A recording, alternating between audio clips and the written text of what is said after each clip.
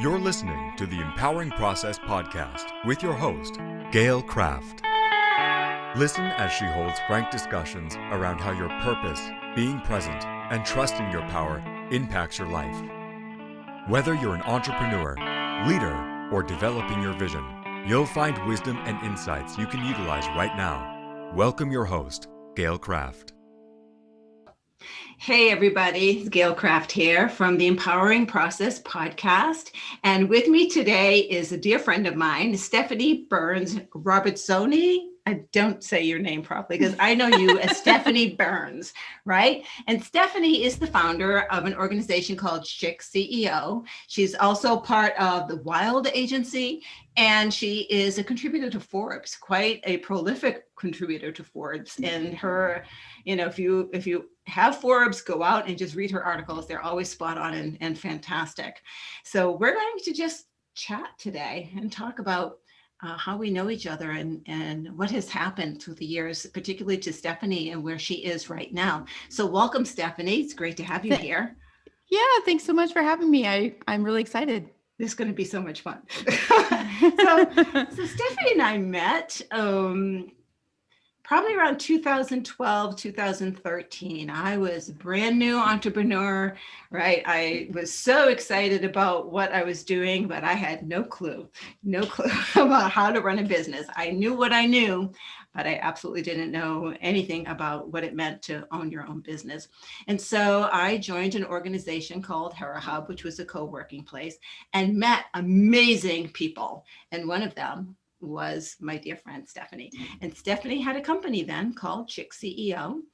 And that was for women who were new into business. And I joined, got great communication about what to do, and she ran events. So since that time, there have been quite a few changes with Chic CEO.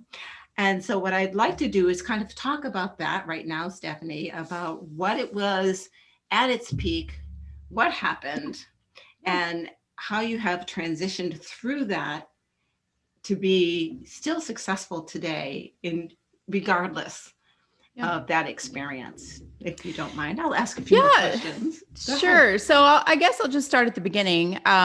So the idea for Chic CEO came about exactly kind of what you were talking about. You knew what you knew, you had your core competency, but you had no idea what it meant to be in business. Well, that is where a lot of women are starting. And at the time that I had come up with the idea, I was in grad school. I was getting my MBA, and it was 2008, 2009. So if you remember that time, everybody was getting laid off in their jobs. Right. Everybody was losing their jobs. Around me, everyone was losing their jobs. And at the time, I was still working full time. And I was working for an innovation consultancy in San Diego. And at the time, all of my girlfriends kept coming to me and saying, how do I get a business started? How do I start a business? How do I start a business? How do I start a business? And I kept asking them, why are you asking me this? I have no idea how to start a business. And they would say, well, aren't you getting your MBA? Aren't you learning how to start a business? No, that's not what you learn when you're getting an MBA. You're learning how to run a business. You're learning accounting and statistics and strategic management and, global marketing and all of those things. You're not learning the ABCs or the 1, 2, 3s. This is how you set up your legal entity. This is how you save for your taxes. This is, how you create an EIN or write a press. All the little things that you need to know when you're starting up was nowhere to be found. And my friends that were asking me these questions, they weren't dumb people. They were very smart, very resourceful women, and they could not find the answers to these questions. I thought that was insane. I simply could not reconcile that in my head. So finally, one day, I got all of my girlfriends together. I put them in my living room. I gave them a bunch of wine, and I started asking them a ton of questions. Where are you getting your information from? What's missing? What questions do you have? And what came out of it was a lot of questions that they had for sure. But then a lot of it was they were getting their answers simply by trying to Google things or their dad. That was their two sources of information, was like trying to, Google things and not finding anything, or asking their dad is what they said. I thought there just has to be one place on the internet that has all of this information aggregated somewhere. This is not rocket science. People start businesses every day. There has to be a checklist somewhere. Right. There's not. There wasn't. So that's what Chic CEO was. That was the genesis of the idea.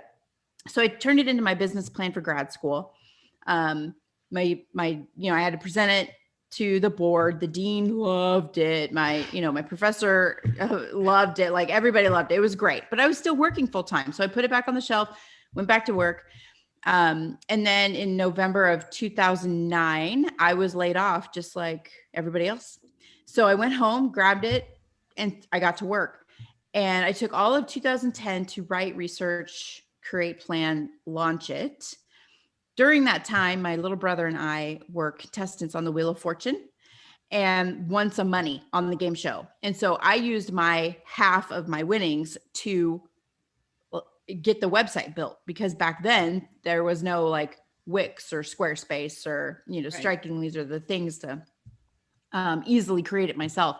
So I had to spend a very huge chunk of change on getting this website created. So I did that. And then I launched it in December of 2010. And then in about February, a few months later, I brought on my business partner, Jody. And within 6 months of Chic CEO's launch, we were named as one of the top 10 entrepreneurial websites for women by Forbes. And that kind of catapulted Chic CEO into another, stratosphere. Both of us quit our full-time jobs at that point and got another job, and worked on Chic CEO full-time. We held events called San Diego Savvy. Mm-hmm.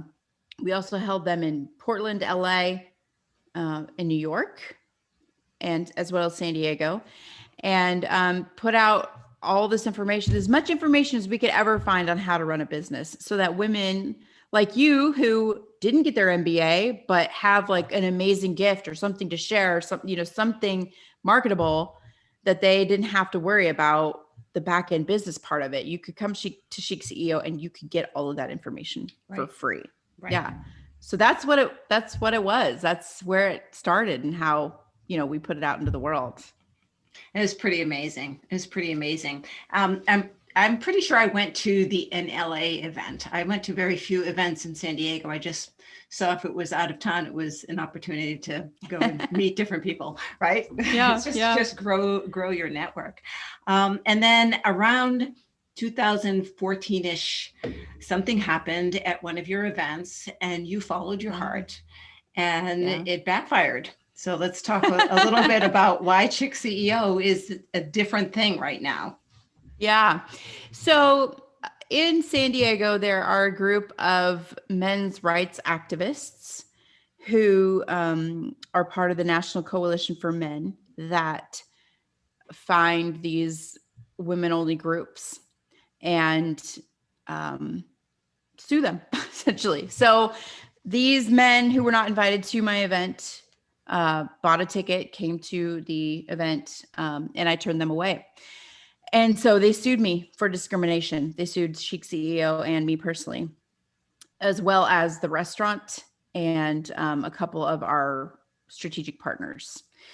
And it was devastating for me. It was absolutely devastating because on the one hand, no, I wasn't supposed to turn them away. At the time, I didn't know that. I had consulted an attorney before we started the events to see if we could have women-only events, and she said yes. Turns out that's not true. So by turning them away, yes, I could be sued. But at the same time, I owed it to the women that I had invited into my safe space to have a safe space to network.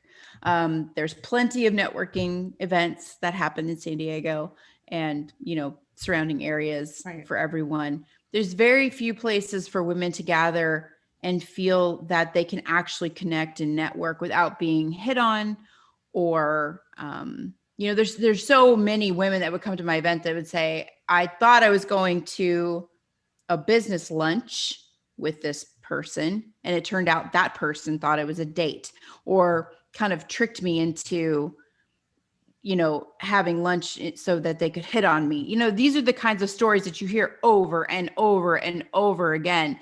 And so my goal was not to necessarily exclude men, but to provide women a place where they could actually network with each other and connect, even if all they were doing was connecting over somebody's really amazing shoes.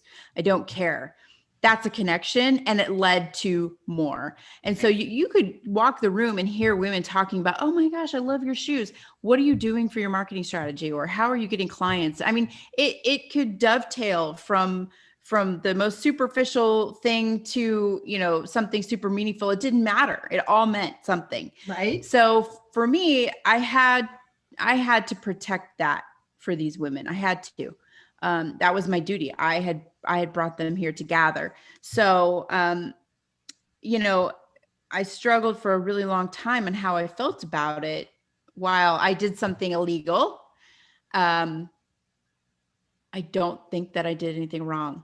And so that's been a hard thing for me to navigate, because on the one hand, I don't want anybody to be excluded by any means, but I definitely want the people that I invite to gather to feel safe in their space. So I have to tell you, so I have connected with a lot of female networking groups since I moved from San Diego to New Hampshire. And the first thing I did was network.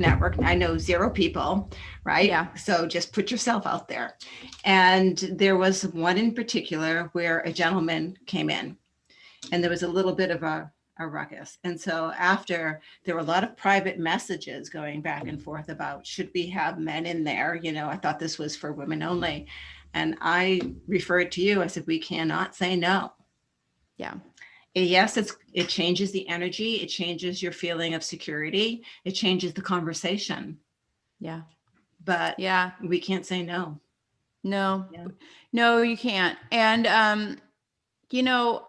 I think that there needs to be safe places for everyone. And I also think that there needs to be safe places for men too. Mm-hmm. They need their camaraderie, and they need the places that they can be themselves and connect with each other too. I would not want to take those moments from them either.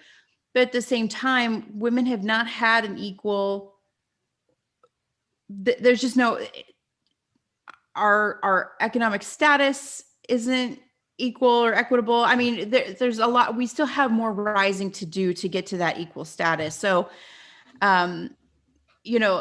it's been an interesting road. There's another group called Ladies Get Paid who were sued by the same men that I was sued by. And they are actually working with the state of California to revise the act that these guys are using to sue. Because the act is called the UNRRA Act, and it was actually designed to help and protect minority groups in California, like women, like, LGBTQ, Black people, brown people, white people. It's designed to protect the minority, and it's been used to attack us instead. Right. So, it was a very difficult time for Chic CEO, and it was a very difficult time for me because that was my baby. That was the thing that I put out into the world, and I felt very betrayed by my business. I felt heartbroken by it. When you work tirelessly to put something out into the world that helps people, and then it turns around and just strangles you. It's just heartbreaking. And it took me years to get over. I finally settled with them in 2015. And I would just say, like, last year, I probably started to feel better about it. Right. Yeah. Well, and this is anything that you create, and I suspect it's particularly strong for women because women are natural creators. We give birth, right? Yeah. And so, creating comes from a different part of your soul for women than for men. Yeah. And it's a piece of your soul that's being attacked. It's a piece of your identity, right? And it's a piece of your heart. Oh yeah. It was devastating. And the thing about it is that I wish, instead of just slapping me with a lawsuit, that they just would have called me and talk to me. Right. And that's what really hurts the most, is that it didn't feel like they were out for genuine change. No, they were Because out for the lawsuit. And so the change aspect of it is what really hurt. Like, I would have just loved to have a frank conversation with them. And, because we have held many events that did include men. We had a conference that included men. We held a few other networking events that included men. So, it wasn't like we hate men. Absolutely. No, I love men. I married one. I have a son. Like, Right. I have a brother who I adore and a dad who I adore. Like, I don't hate men. We just, as women, we just need safe spaces. We need different information, stuff like that. So I just really wish that we could have had a better conversation around the whole thing and made actual change. And that's what bothers me the most, and bothered me for a very long time, is simply that. But, one of the things that hurt too was the thought that I would be somebody who was discriminatory. And that really, really cut me pretty deep. Right. And I remember, it questioned your integrity. Yeah. When all you're doing is, I'm out to help women, not hurt men. Right. So I was, that was never on my radar. I'm out to help a subset of people that I care about rise in their entrepreneurial journeys. That's it. But I remember one day sitting in my car thinking, they don't know my heart. I know my heart. I know me. They don't know me. I know me. And this like peace just washed over me when I just gave myself permission to remember that I know my heart and my intentions and that kind of thing. So that's what happened with Chic CEO. And, Chic CEO is still in the universe. It's a very different animal than it was back then. I don't feel that there is a lack of information on how to get a business started anymore. Right. Which I'm very happy about. When I started Chic CEO, female entrepreneurship was very much a niche. That is not the case anymore. Nope. I'm very happy about that too. I would have to say that Chic CEO was one of the first resources simply for female entrepreneurs to get a business started. Not the like, you can do it cheerleading aspect, but here's actually how you do it. How to set up your EIN, how to get your LLC set up, those kinds of things. And so that's simply just not the case anymore. And that I can't tell you how grateful I am for that. You never think to yourself, like, I hope somebody comes into the market and just like obliterates my business. That's, and then I'll be grateful for it. Yeah, but I really am. I really am grateful that women now have more resources to make their entrepreneurial dreams come true, because that's how we create new business cultures and work cultures and family cultures and, things like that. And that really, really does make me happy, because at the end of the day, my purpose is to help women define, create, and like act on the legacy that they want to live. And I started it with female entrepreneurship, and so my mission is still to help women with their legacies. And, that's taking shape in different forms now, but Chic CEO was the beginning of that. And, I have so much love for it. I do. I know. Yeah. I still see things under the heading of Chic CEO, right? So what's the Wyld Academy? That's something that you said is in development? Yeah, the Wyld agency.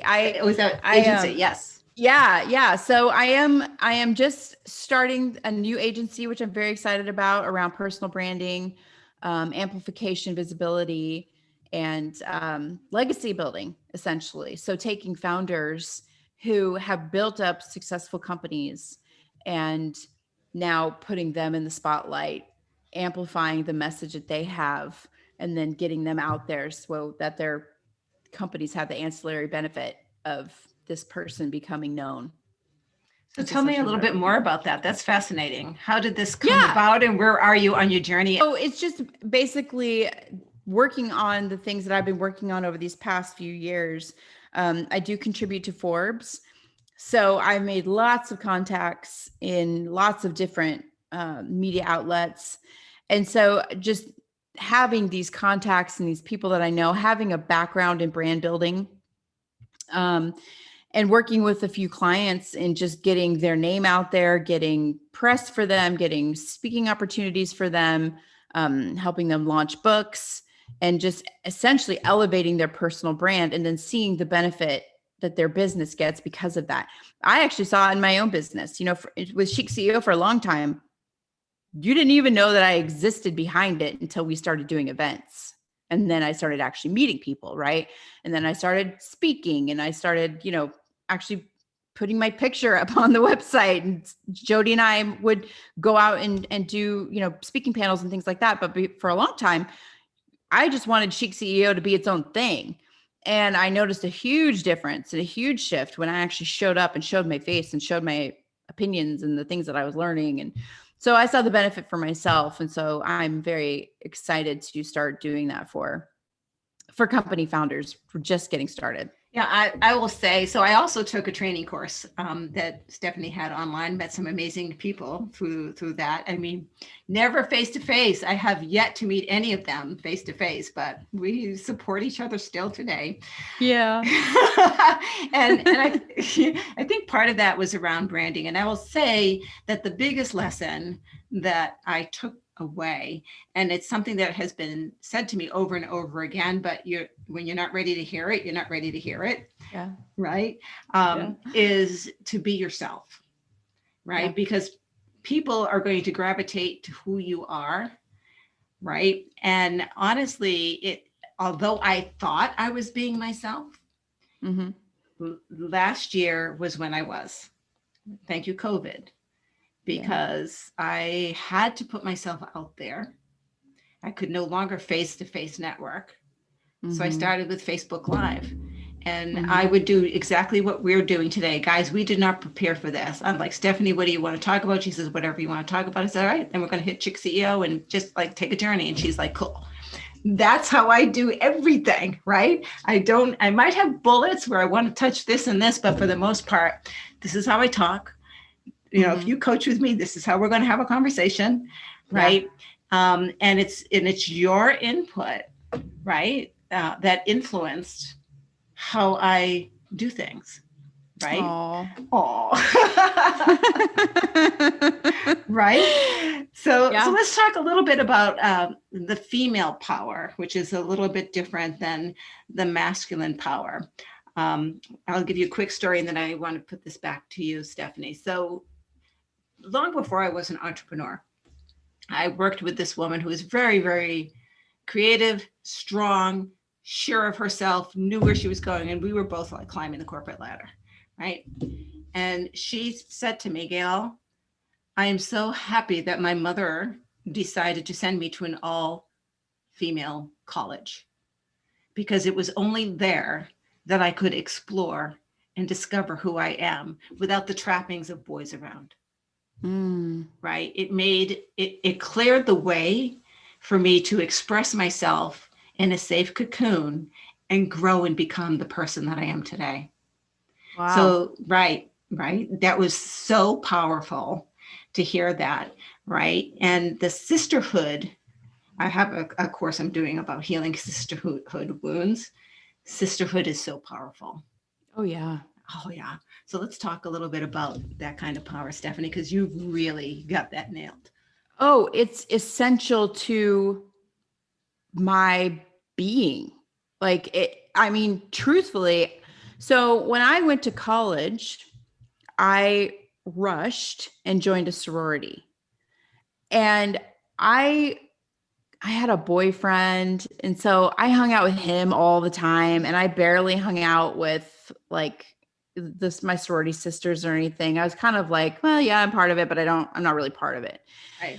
So I finally ended things with that guy and was sitting at my sorority house a lot. And so finally my sorority sisters were like, do you want to hang out? And I was like, yeah. And so finally I got, involved with this sisterhood.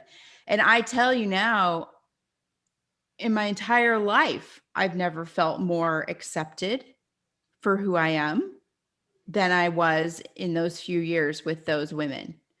And that experience was wonderful. My girlfriends from college and I still to this day, we Marco Polo every day. 20 years later, we still Marco Polo every day. And I see their beautiful faces and we're all over the country. And I get to talk to these women who love me and have loved me for decades, from the time I was 18 to now, and there's a lot of growth that happens between those years.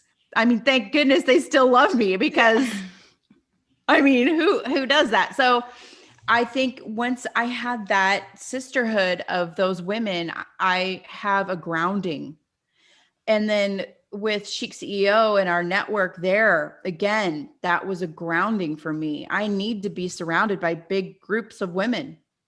I need it like air. Right now I'm in Bentonville, Arkansas. And when I got here, again, the first thing I did is I went and found a female networking group. There's about 100 women that meet for lunch once a month. And I notice that I go in there feeling 500 pounds and I leave feeling like a feather. Like it just fills me up. My energy just is up and I just feel light. Like I need to be around those women. I need that. And so I didn't realize I was creating something to fulfill that need in me too when I was creating Chic CEO. But women, we need to be around each other, and we need to support each other. I hate it when other women say things like, well, I don't like to work with other women. They're so catty, or big groups. I never had girlfriends because they were so mean and stuff. I'm like, where are those people? Like I've maybe run across a woman like that maybe twice in my life. Well, and I feel like if you're saying that, then it's you. And it's where you're focused on. So I call it a stunt and growing, right? Yeah. And it happens to men too. So the men that hang around with the gang and go to the bars to be around men, not to drink, but to be, around men, are still hanging on the corner from when they were 14. Yeah. Right? And the girls that are being catty are still being sophomoric. I call it sophomoric, right? Yeah. They haven't grown out of that phase. And it's not every woman, or every man, it's who you're focusing on. Yeah. Right? Yes. I'm sorry, but I know some men who grow faster than me. I mean, we like, boop, boop, boop, boop. But differently. And as you said, they're like, hunt, kill, right? You can do it. I did the 75 hard in a group and they're like, go for it. And I'm like, oh, and this is the approach that I took today. Right. And they're like, yeah. And I'm like, and I sat down and had a conversation with myself. This is so funny that you say this. I'm going to I'll go off on a tangent real quick about something because it applies to this, but I don't know if you've ever watched the show Alone. No. Okay. It's fascinating, but these people are dropped off in the Arctic, and they just did an episode where if you stayed 100 days in the Arctic, you won $1 million. Well, it came down to like this one guy and this one girl. And my husband and I were watching them and we're like, this is incredible. They had to pull the woman out because she got too thin. A whole time she's there, she's like, I just want to feel like I'm one with nature. And, she, every time she kills a bunny to eat, she thanks it, she just really feels connected. Right? And then this man is like, I just stabbed a musk ox, and he just like is eating, the heart with the blood. And my husband and I was sitting there, I was like, they literally achieved the same goal, two vastly different ways. This is so fascinating. Isn't it? And that's exactly what you're talking about. It's like doing 75 hard, because I just started 75 hard, but you don't have to go at it like blood kill. You can go at it. It's like, I am one with, with nature and myself, and still meet the same goal. And so we have different approaches, men and women. And that's another thing is I hate when people say, act like a man, or think like a man, act like a woman. No, I can think like a woman and act like a woman and still achieve goals. And so that's another thing about this camaraderie of sisterhood is there's a place for you to be among women, to be a woman and to think like a woman and to achieve your goals and accomplish like a woman. And it's okay. Right. From the feminine perspective. Yeah. Right? right? Yeah. And it's all about balance. So, as a coach, one of the things I talk about is the law of polarity, Mm-hmm. right? Where are you on the law of polarity, right? And if you are, I want love in my life, but all I get is anger and frustration. Well, you're on the polarity love scale. You're just at Yeah. this polarity and not that polarity. So Yeah. you are loving, right? Because you can't love unless you know the lack of love, Yeah. right? Right. Yeah. And so how do you shift from that? And that's all the male and the female. And I don't want to say men, women, but the male energy and the female energy, because gender sometimes has nothing to do with it. Right. They're both needed, right? Oh, yes. Right. Yes. Yes, Right. absolutely. And I say this all the time that I think the next evolution of female entrepreneurship is men. I really do. I truly believe we are at a moment now in our journey of owning businesses, running businesses, where men are more important now than they ever have been. We need their support. We need their vote of confidence. We need their strategy. We need so much from them in order for us to get to that next level. Back in the 80s when the women were just killing it Right. for our generation so that they could climb that. I mean, they went through hell. I was one of them. Thank you. I was on the board of directors and I hated every second of it. And I want to say thank you to you Right. for going into that battle for my generation Right. and the generations to come, because they will never know the shit that you went through. They will never know. They won't. No. And so, there was that. And then after that is that you can do it. You can do it. Okay, great. And then when I decided to create Chic CEO is because I didn't want to hear you can do it anymore. I want to hear, how do I do it? How do I do it? How do I do it? Right. And so now I think we have the how. And now what we need from men is okay, here's the spaces you need to be put into. Here's the people you need to be talking to. Here's how I can pull you up the ladder with me. You need to be sitting right next to me at this table, or I need to be sitting right next to you at this table. Like the equality of it, we need to be doing this together now. Right. And so that, to me, the integration of the feminine and the masculine in business is where I think we're just going to see an explosion of growth. Oh, yes. I think the confusion is lessening. Yeah. Right. So back in the 80s when women were, literally, and I'll be crass, putting on the jockstrap in order to, be there with the men. Right. Yeah. And stand toe to toe and actually be heard. Women lost themselves. I know I lost myself. That's why I hated it. I had to get out of it. I needed to be who I was. But as the women's movement became stronger, men didn't know their role anymore. They didn't understand. Yeah. Right. And now men are safe in touching their feminine side. Yeah. And women are learning that you can touch your masculine side without putting on the jockstrap. Yeah. Right. Yeah. I mean, as harsh as I am, because I am raw and real, but I'm not mean. I'm not aggressive. I'm just, we need to have the hard conversation. Yeah. Right. Because and I think it has to happen. Right. And it's so important. Corporate America was never designed for women. So we have a hard time fitting in it. I hated it too when I was in it. I cried the whole way to work. I cried the whole way home. I had to be put on Lexapro. I'm like, why do I hate this so much? Right. And it's because I didn't fit into it. There are things that are different about men and women. Men cannot have children.